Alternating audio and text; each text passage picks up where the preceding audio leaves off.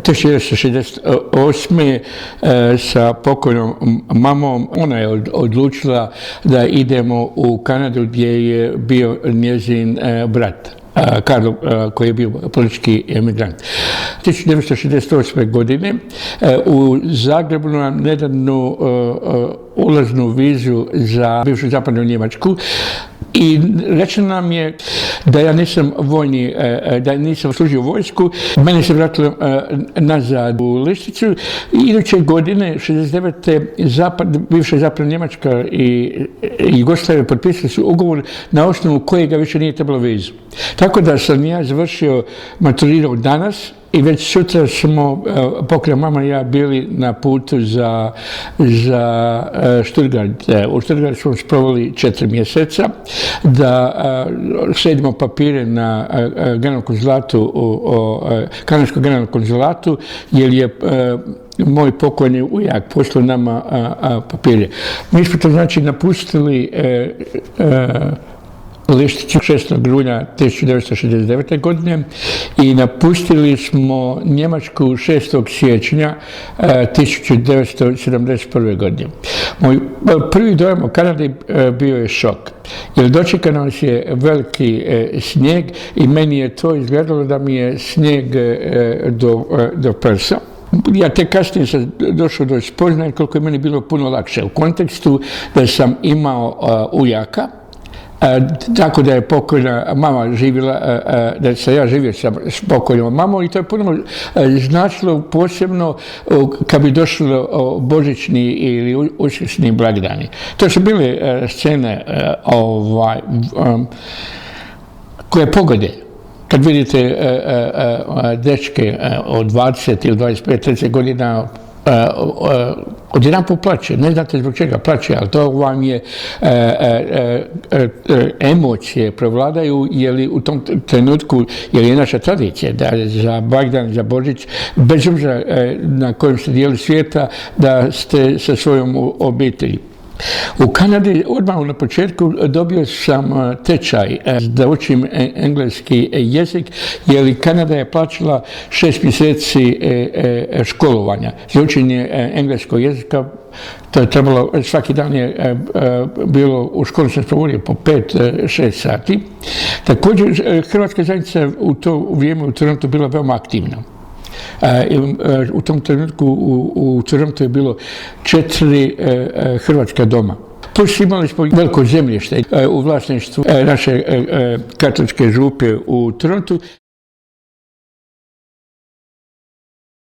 Kanada je imala izvanrednu suradnju sa Jugoslavijom. Tu završava priča. Što se tiče nas Hrvata, mi smo bili remetnički faktor. U Torontu je bilo, u moje vrijeme, održavala se misa, katolička misa na 115 različitih jezika. Nikad vi niste imali nekih nereda. I kad vi propagirate folklor, kulturu, i mi smo tu napravili izvanredne rezultate. Imate, ja mislim, i u ovom trenutku imate sigurno 30 do 40 hrvatskih folklornih grupa gdje organiziraju festivale i to je stvarno fešta hrvatske kulture, naših običaja. Ogromno. U Torontu, Kanadi, vi niste imali druženje za pripadnike hrvatske zajednice i srpske, možda tu i negdje na individualnoj razini, možda zbog brakova ili toga. A također, jugoslavenska diplomacija je bila antihrvatska, gdje su oni poistovjećivali sve Hrvate, bez obzira da li bili pripadnici hrvatskih političkih emigrantskih organizacija ili nekih folklornih grupa ili sportskih društva. Svi smo mi bili za njih ustaše.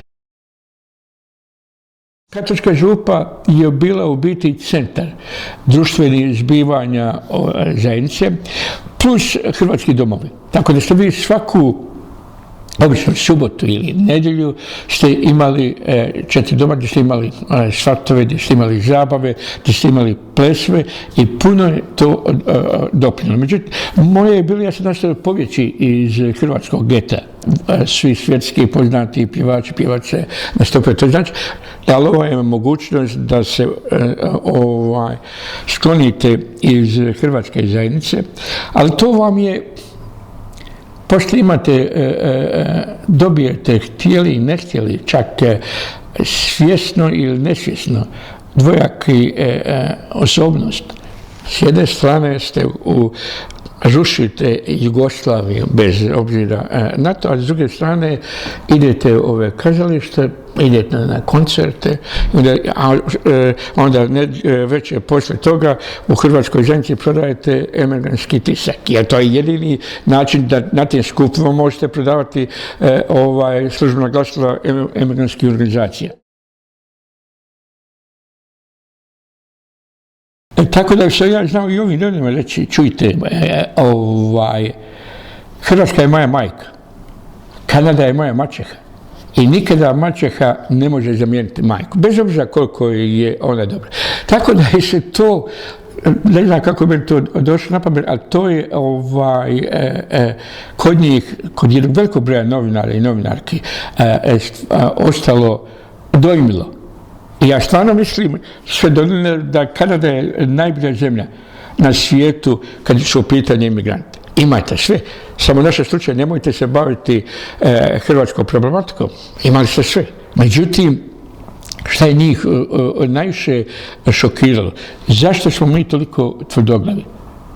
Pa kad gledaj, Šuptar, ne mislim da ste budali,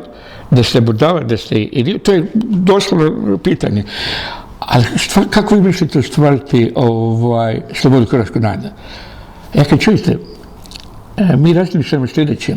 Nema atomske bombe koja ideju slobode i demokracije može ubiti.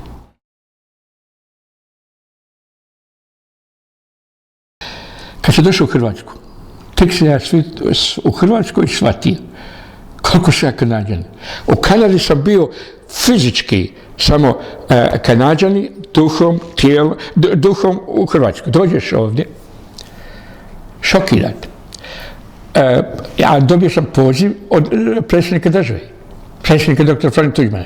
Dođete ovdje i vidite da je normalno, toliko je se toga promijenilo, da ja doživljavam u svojoj domovini kulturni šok. To je neopisivo. Koliko je meni poznato, niko. To je, sad govorim do 95. Sad se 95. vrati.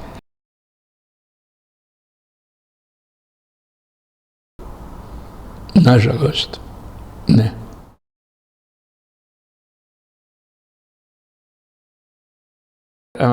Ja sam bio glavni organizator 1994. u Torontu, gdje smo doveli 56 Hrvata, različitih grupa. Doveli smo Klapu, ja mislim, Solona iz Trogira, HNK iz Splita, Josipu Lisac, Mariju Sekleš, Ivana Tolja, doveli jedan kazališni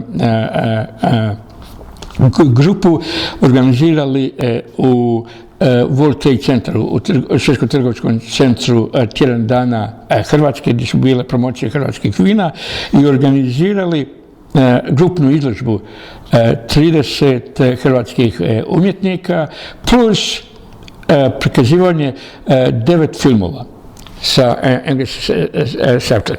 I to smo organizirali sve u dvoranama gdje dolaze Kanađani koji imaju svoje pretplatnike. Nažalost, nigdje. Dobro, u državnom arhivu imate nešto, sveučilišna knjižnica imate nešto. Ja sam pisao knjigu Povijest Hrvata, formiranje hrvatskih zajednica od 45. i 95. Ja ću vam iskreno reći, bez dovoljne skromnosti, da ja nisam imao to kod sebe. Novine, publikacije, onda sam, kako sam bio aktivan, dosta aktivan u hrvatskoj zajednici, pa imam te kontakte, pa su ljudi meni davali.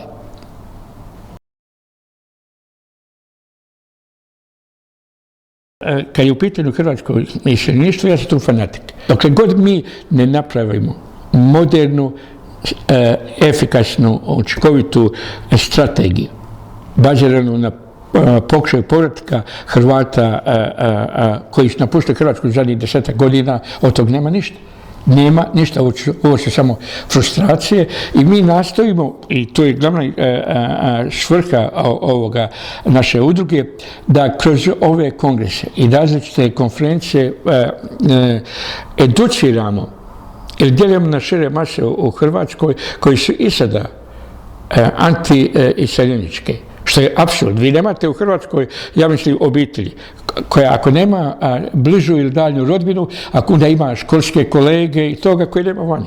I sada neki dan je izvještaj da su hrvatski iseljenici zadnjih nekoliko godina poslali 13 milijardi i 400 milijuna eura.